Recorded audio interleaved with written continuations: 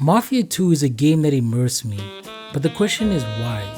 And I think it all goes back to one particular encounter where I had just completed a mission and I had the realization that my character in game would probably be hungry right about now, right? He just did a heavy mission.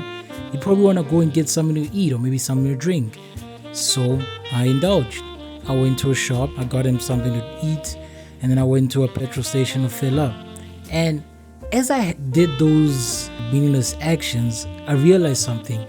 When I did that, I felt more in tune with my character because I wasn't thinking as a player, I was thinking as Vito. And it made me kind of think more about how systems, not even systems, how like stuff that you might think wouldn't bring value to a game. Like, for example, why does Mafia 2 need to have restaurants with eating animations, right? For like the different stuff you can buy there. Why does it have to have a petrol station or like a fuel system?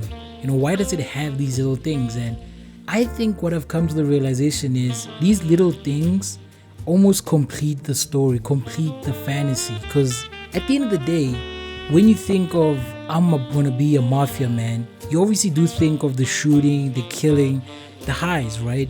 But if you want to be realistic, or if you want to get as realistic a depiction as possible, there's also going to be the low moments, the moments where you wake up, open your fridge, and grab a can of cold drink, or after you had just done a very dangerous mission and you're heading out, and then you come back and you go stop at a bar, you survived another day. It's those little moments, those smaller moments, those quieter moments that really made the game so much better for me. Something that I feel if more games were to keep this in mind or to consider this, it will elevate those games as well. There are certain games that I feel if they had stuff like this, it would just enhance the experience. And I just think that these life sim elements that Mafia 2 has are what elevates it to be one of the most immersive games I've ever played.